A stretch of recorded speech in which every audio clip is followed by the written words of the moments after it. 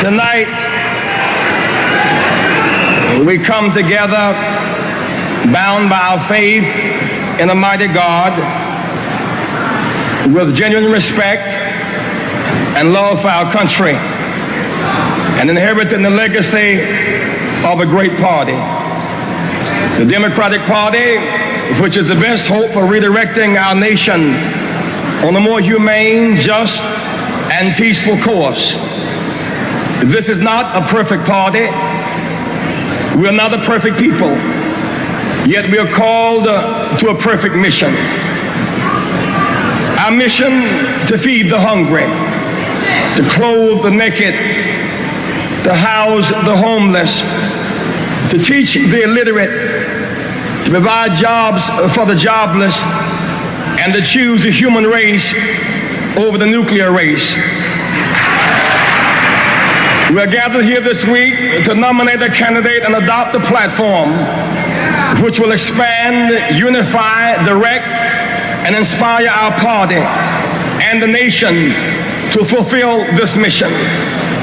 My constituency is the desperate, the damned, the disinherited, the disrespected, and the despised. They are restless and seek relief. They have voted in record numbers. They have invested the faith, hope, and trust that they have in us. The Democratic Party must send them a signal that we care. I pledge my best not to let them down. There is the call of conscience, redemption, expansion, healing, and unity. Leadership must heed the call of conscience, redemption, expansion, healing, and unity, for they are the key to achieving our mission. Time is neutral and does not change things. With courage and initiative, leaders change things. No generation can choose the age or circumstance in which it is born, but through leadership, it can choose to make the age in which it is born an age of enlightenment, an age of jobs and peace and justice. Only leadership, that intangible combination of gifts, discipline, information, circumstance, courage, timing, will, and divine inspiration, can lead us out of the crisis in which we find ourselves. Leadership can mitigate the misery of our nation. Leadership can part the waters and lead our nation in the direction of the promised land. Leadership can lift the boats stuck at the bottom. I've had the rare opportunity to watch 7 men and then 2 pour out their souls, offer their service, and heal and heed the call of duty to direct the course of our nation. There is a proper season for everything. There is a time to sow and a time to reap. There's a time to compete and a time to cooperate. I ask for your vote on the first ballot as a vote for a new direction for this party and this nation. A vote of conviction, a vote of conscience. But I will be proud to support the nominee of this convention for the presidency of the United States of America.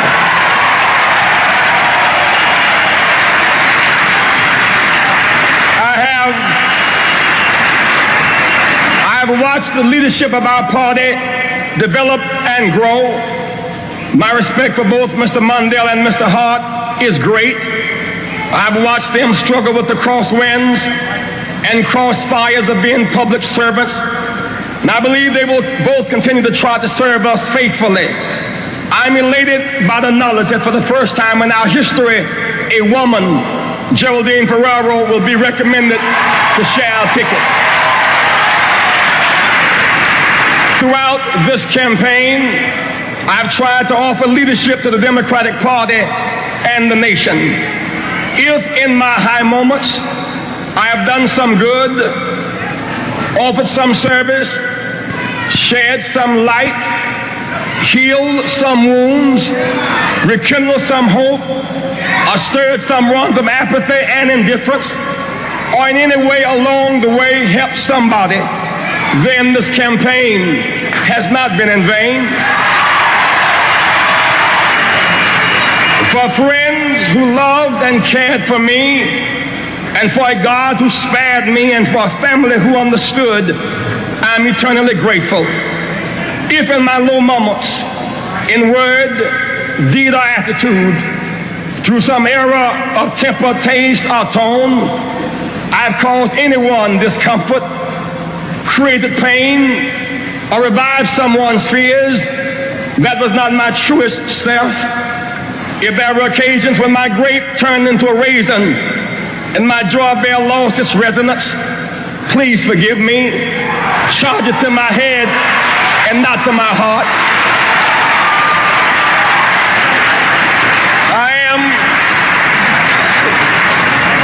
My head, so limited in its finitude, my heart, which is boundless in its love for the human family. I am not a perfect servant. I am a public servant, doing my best against the odds as I develop and serve. Be patient. God is not finished with me yet.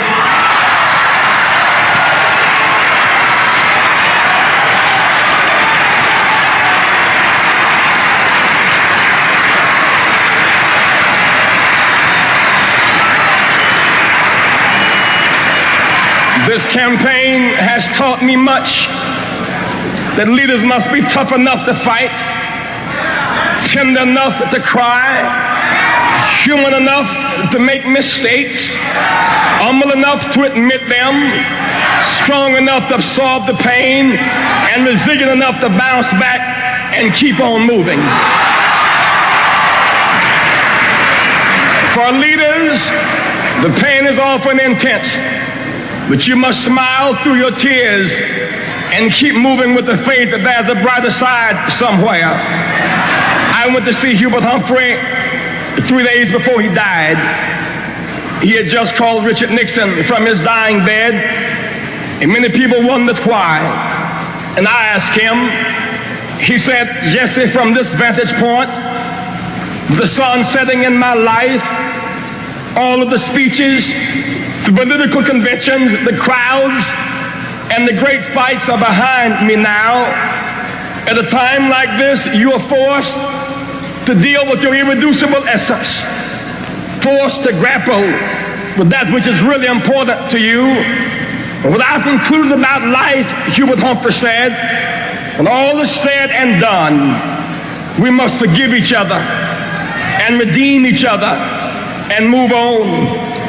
Our party is emerging from one of its most hard-fought battles for the Democratic Party's presidential nomination in our history.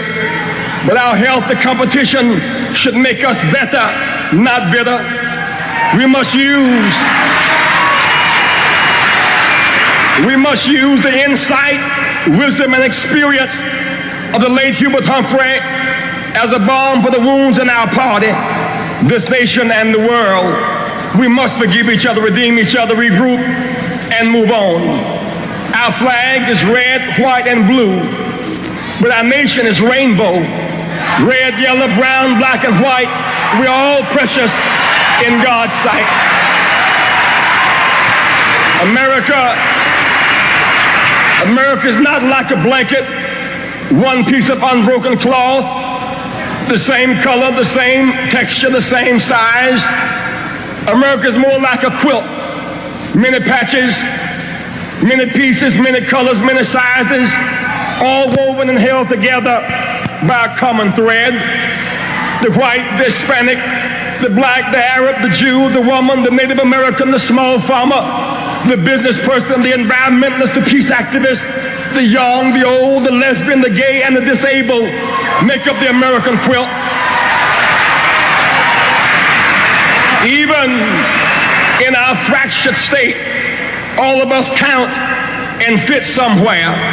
We have proven that we can survive without each other, but we have not proven that we can win and make progress without each other. We must come together. From Fannie Lou Hamer in Atlantic City in 1964 To the Rainbow Coalition in San Francisco today, from the Atlantic to the Pacific, we've experienced pain but progress as we ended America's apartheid laws. We got public accommodations. We secured voting rights. We obtained open housing as young people got the right to vote. We lost Malcolm, Martin, Medgar, Bobby, John, and Viola. The team that got us here must be expanded, not abandoned. 20 years ago, tears welled up in our eyes as the bodies of Swerner, Goodman, and Cheney were dredged from the depths of a river in Mississippi. 20 years later, our communities, black and Jewish, are in anguish, anger, and pain. Feelings have been hurt on both sides. There's a crisis in communications. Confusion is in the air. We cannot afford to lose our way. We may agree to agree or agree to disagree on issues. We must bring back stability to these tensions. We are co-partners in a long and rich religious history, the Judeo-Christian traditions.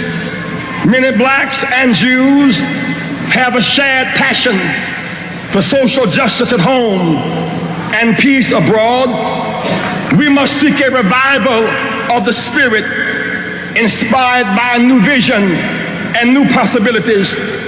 We must return to higher ground. We are bound by Moses and Jesus, but also connected with Islam and Muhammad. These three great religions, Judaism, Christianity, and Islam, were all born in the reverent and holy city of Jerusalem. We are bound by Dr. Martin Luther King Jr.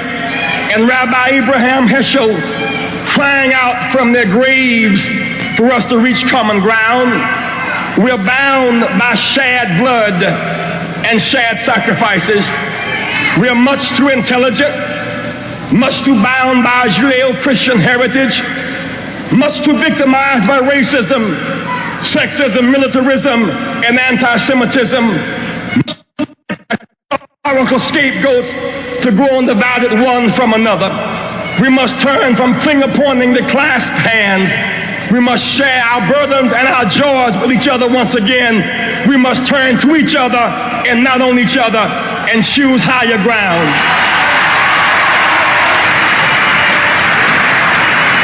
20 years later, we could not be satisfied by just restoring the old coalition. Old wineskins must make room for new wine. We must heal and expand.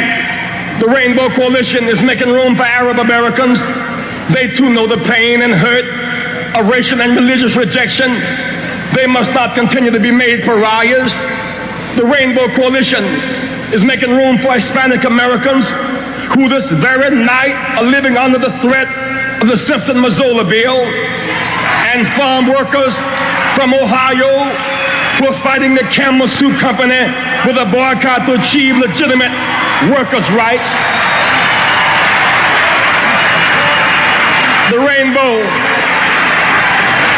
is making room for the Native American, the most exploited people of all, a people with the greatest moral claim amongst us. We support them as they seek the restoration of the ancient land and claim amongst us. We support them as they seek the restoration of land and water rights, as they seek to preserve their ancestral homelands and the beauty of a land that was once all theirs. They can never receive a fair share for all they have given us, but they must finally have a fair chance to develop their great resources and to preserve their people and their culture. The Rainbow Coalition includes Asian Americans now being killed in our streets, scapegoats for the failures of corporate, industrial, and economic policies. The Rainbow is making room for the young Americans. 20 years ago, our young people were dying in a war for which they could not even vote. But 20 years later, young America has the power to stop a war in Central America and the responsibility to vote in great numbers.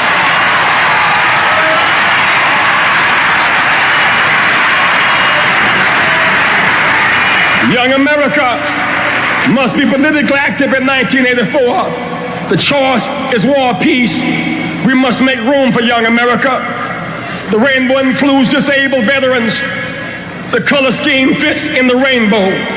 The disabled have their handicap revealed and their genius concealed, while the able-bodied have their genius revealed and their disability concealed. But ultimately, we must judge people by their values and their contribution. Don't leave anybody out. I would rather have Roosevelt in a wheelchair than Reagan on a horse.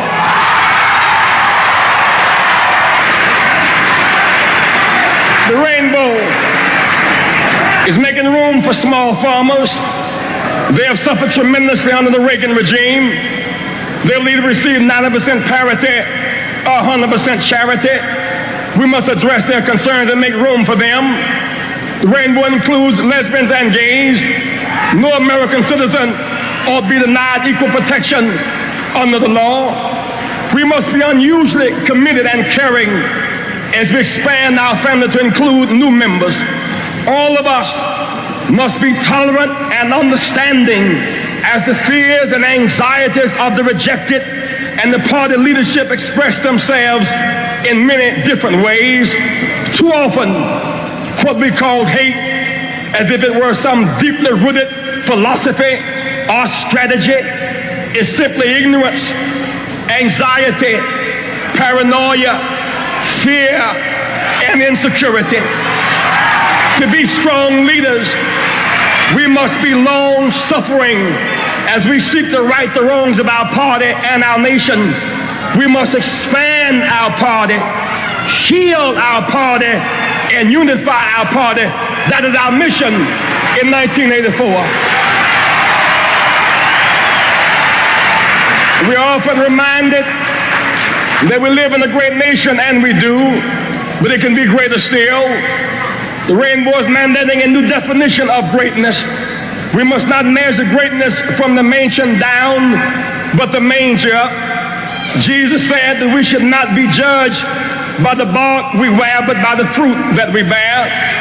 Jesus said that we must measure greatness by how we treat the least of these. President Reagan says the nation is in recovery. Those 90,000 corporations that made a profit last year but paid no federal taxes are recovering. The 37,000 military contractors who have benefited from Reagan's more than doubling the military budget in peacetime, surely they are recovering. The big corporations and rich individuals who received the bulk of the 3-year multi-billion tax cut from Mr. Reagan are recovering. But no such recovery is underway for the least of these. Rising tides don't lift all boats, particularly those stuck at the bottom. For the boats stuck at the bottom, there's a misery index. This administration has made life more miserable for the poor. Its attitude has been contemptuous.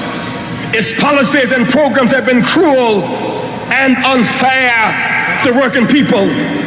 They must be held accountable in November for increasing infant mortality among the poor.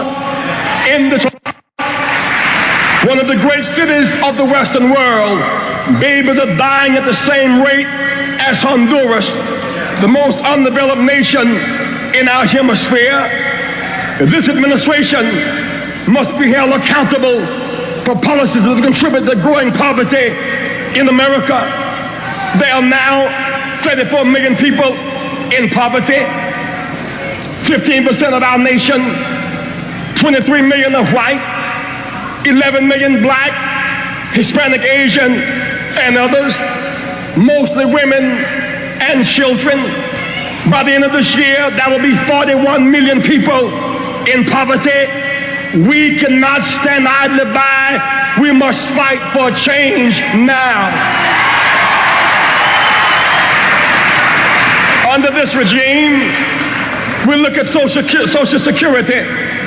The 81 budget cuts included 9 permanent Social Security benefit cuts totaling $20 billion over 5 years. Small businesses have suffered on the Reagan tax cuts. Only 18% of total business tax cuts went to them, 82% to big business. Health care under Mr. Reagan has been sharply cut. Education under Mr. Reagan has been cut 25%. Under Mr. Reagan, there are now 9.7 million female head families.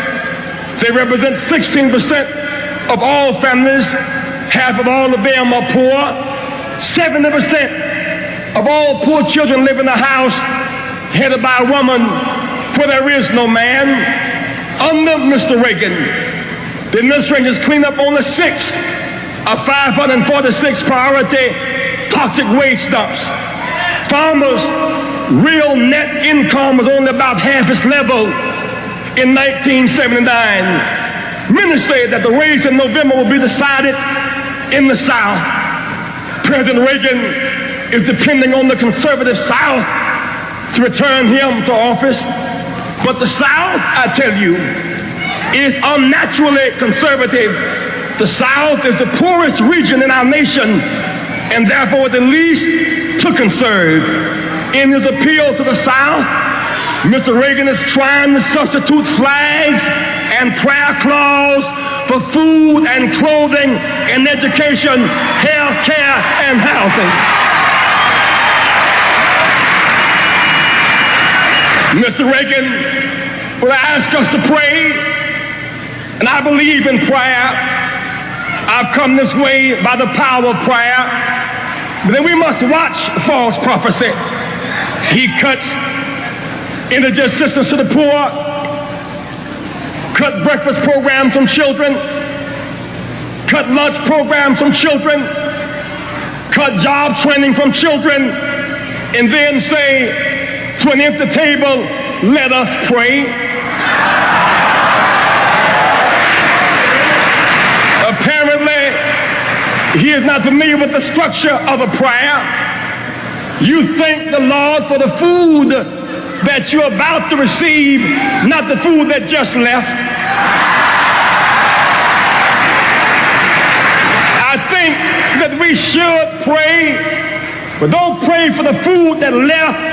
Pray for the man that took the food to leave. We need a change. We need a change in November. Under Mr. Reagan, the misery index has risen for the poor. The danger index has risen for everybody. Under this administration, we've lost the lives of our boys.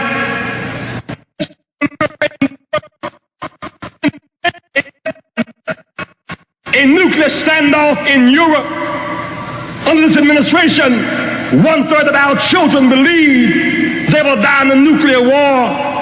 The danger index is increasing in this world.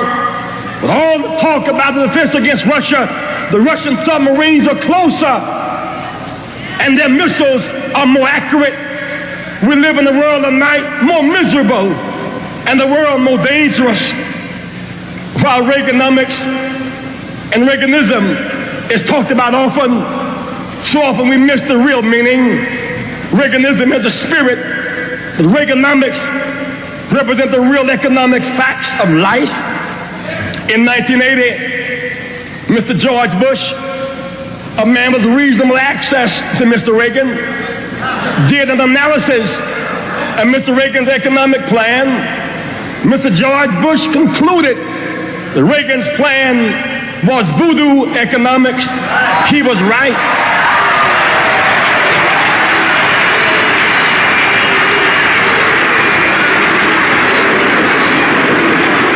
Third-party candidate John Anderson said a combination of military spending, tax cuts, and a balanced budget by 84 would be accomplished with blue smoke and mirrors. They were both right. Mr. Reagan talks about a dynamic recovery. There's some measure of recovery. 3.5 years later, unemployment has inched just below where it was when he took office in 81. There are still 8.1 million people officially unemployed, 11 million working only part-time. Inflation has come down, but let's analyze for a moment who paid the price for this superficial economic recovery. Mr. Reagan curbed inflation by cutting consumer demand. He cut consumer demand with conscious and callous fiscal and monetary policies. He used the federal budget to deliver and curb social spending. He then raised and supported tight monetary policies of the Federal Reserve Board to deliberately drive up interest rates, again to curb consumer demand created through borrowing. Unemployment reached 10.7%. We experienced skyrocketing interest rates. Our dollar inflated abroad. There were record bank failures, record farm foreclosures, record business bankruptcies, record budget deficits, record trade deficits. Mr. Reagan brought inflation down by destabilizing our economy and disrupting family life. He promised in 1980 a balanced budget, but instead we now have a record $200 billion budget deficit. Under Mr. Reagan, the cumulative budget deficit for his 4 years is more than the sum total of deficits from George Washington to Jimmy Carter combined. I tell you, we need a change. How is he paying for these short-term jobs? Reagan's economic recovery is being financed by deficit spending, $200 billion a year. Military spending, a major cause of this deficit, is projected over the next 5 years to be nearly $2 trillion, and will cost about $40,000 for every taxpaying family. When the government borrows $200 billion annually to finance the deficit, this encourages the private sector to make its money off of interest rates as opposed to development and economic growth. Even money abroad, we don't have enough money domestically to finance the debt, so we are now borrowing money abroad from foreign banks, governments, and financial institutions. $40 billion in 1983, $70 to $80 billion in 1984, 40% of our total, over $100 billion, 50% of our total in 1985. By 1989, it is projected that 50% of all individual income taxes will be going just to pay for interest on that debt. The United States used to be the largest exporter of capital, but under Mr. Reagan, we will quite likely become the largest debtor nation. About 2 weeks ago, on July the 4th, we celebrated our Declaration of Independence. Yet every day, supply-side economics is making our nation more economically dependent and less economically free. 5 to 6% of our gross national product is now being eaten up with President Reagan's budget deficits. To depend on foreign military powers to protect our national security would be foolish, making us dependent and less secure. Yet Reaganomics has us increasingly dependent on foreign economic sources. This consumer-led but deficit finance recovery is unbalanced and artificial. We have a challenge as Democrats to point a way out. Democracy guarantees opportunity, not success. Democracy guarantees the right to participate, not a license for either a majority or a minority to dominate. The victory for the Rainbow Coalition in the platform debates today was not whether we won or lost, but that we raised the right issues. We could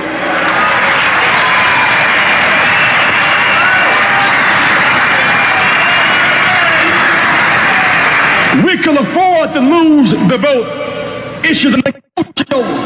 We We cannot afford to avoid raising the right questions. Our self-respect and our moral integrity were at stake. Our heads are perhaps bloody, but not bowed. Our back is straight. We can go home and face our people. Our vision is clear.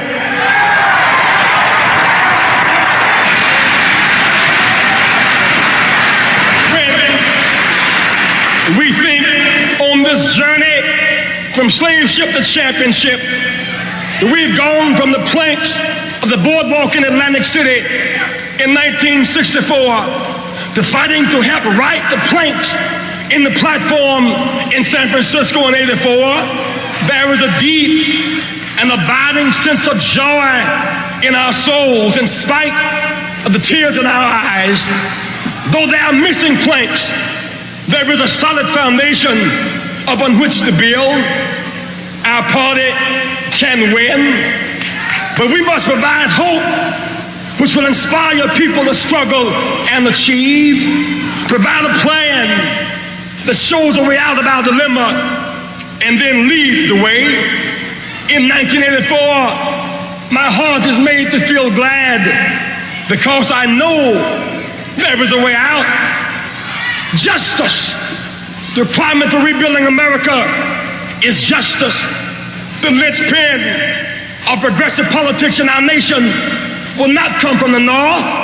They, in fact, will come from the South. That is why I argue over and over again. We look from Virginia around to Texas. There's only one black congressperson out of 115.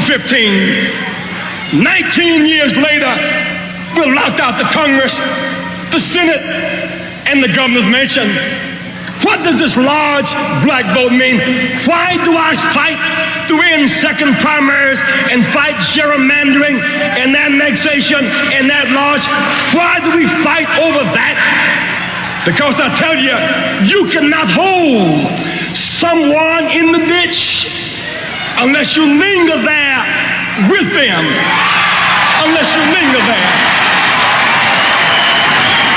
If you want to change in this nation, you enforce that Voting Rights Act, we'll get 12 to 20 black, Hispanic, female, and progressive congresspersons from the South.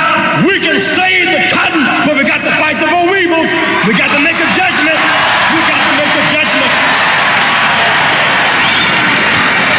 It's not enough to hope ERA will pass. How can we pass ERA? If blacks vote in great numbers, progressive whites win. It's the only way progressive whites win. If blacks vote in great numbers, Hispanics win. When blacks, Hispanics, and whites vote, when children win, when women and children win, workers win. We must all come up together. We must come up together.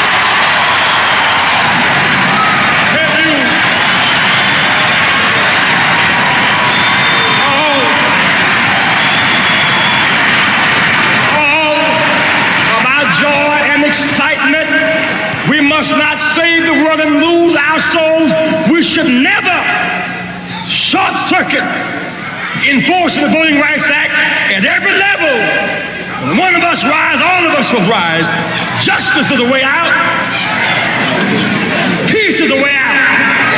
We should not act as if nuclear weaponry is negotiable and debatable.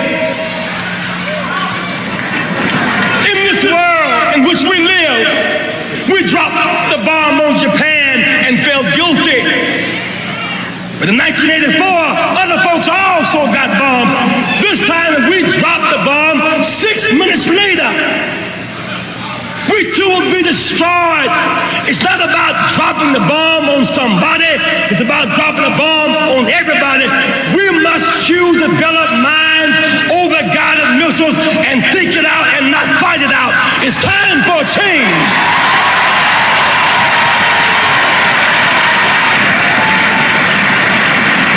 Our foreign policy must be characterized by mutual respect. not by gunboat diplomacy, big stick diplomacy, and threats. Our nation at its best feeds the hungry. Our nation at its worst, will mine the harbors of Nicaragua. At its worst, will try to overthrow that government. At its worst, will cut aid to American education and increase aid to El Salvador. At its worst, our nation will have partnership with South Africa. That's a moral disgrace. It's a moral disgrace. It's a moral disgrace. We look at Africa. We cannot just focus on apartheid in Southern Africa.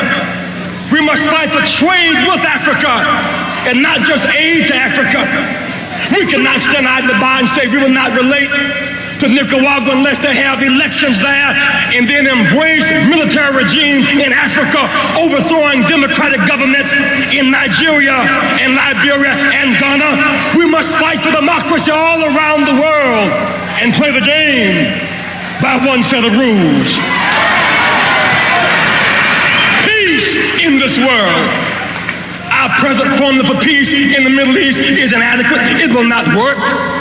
There are 22 nations in the Middle East. Our nation must be able to talk and act and influence all of them. We must build upon Camp David and measure human rights by one yardstick. In that region, we have too many interests and too few friends. There's a way out. Jobs. Put America back to work. When I was a child growing up in Greenville, South Carolina, Reverend Sample used to preach ever so often a sermon relating to Jesus, and he said, if I be lifted up, I'll draw all men unto me. I didn't quite understand what he meant as a child growing up, but I understand a little better now. If you raise up truth, it's magnetic. It has a way of drawing people. With all this confusion and this conviction and bright lights and parties and big fun, we must raise up the simple proposition. If we lift up a program to feed the hungry, they'll come running. If we lift up a program to study war no more, our youth will come running.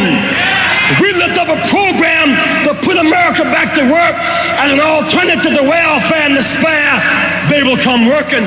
If we cut that military budget without cutting our defense and use that money to rebuild bridges and put steel workers back to work and use that money and provide jobs for our cities and use that money to build schools and pay teachers and educate our children and build hospitals and train doctors and train nurses, the whole nation will come running to us.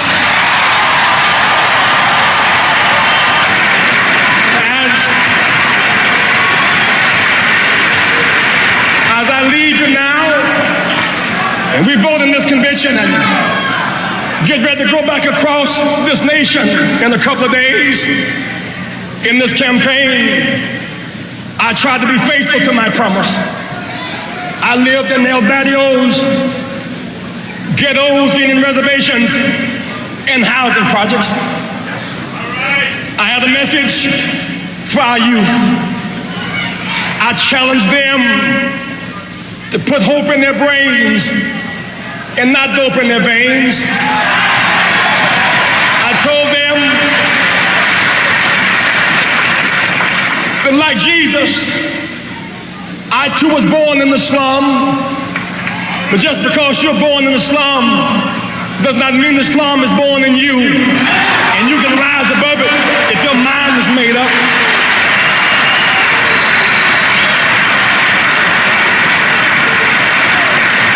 Told them in every slum there are two sides. When I see a broken window, that's the slummy side. Train some youth to become a glazer, that's the sunny side.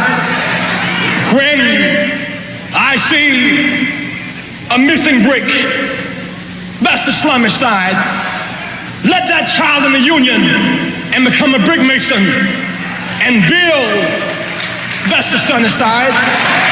When I see a missing door, that's the slummy side. Train some youth to become a carpenter. That's the sunny side. When I see the vulgar words and hieroglyphics of destitution on the walls, that's the slummy side. Train some youth to become a painter and artist. That's the sunny side. We leave this place looking for the sunny side because there's a brighter side somewhere. I'm more convinced than ever that we can win. We'll fought up the rough side of the mountain. We can win. I just want young America to do me one favor. Just one favor. Exercise the right to dream. You must face reality, that which is, but then dream of the reality that ought to be, that must be. Live beyond the pain of reality with the dream of a bright tomorrow. Use hope and imagination as weapons of survival and progress. Use love to motivate you and obligate you to serve the human family. Young America, dream. Choose the human race over the nuclear race. Bury the weapons and don't burn the people. Dream. Dream of a new value system. Teachers who teach for life and not just for a living. Teach because they can't help it. Dream of lawyers more concerned about justice than a judgeship. Dream of doctors more concerned about public health than personal wealth. Dream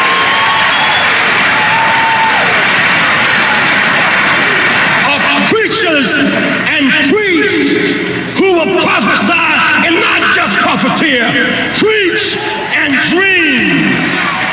Our time has come.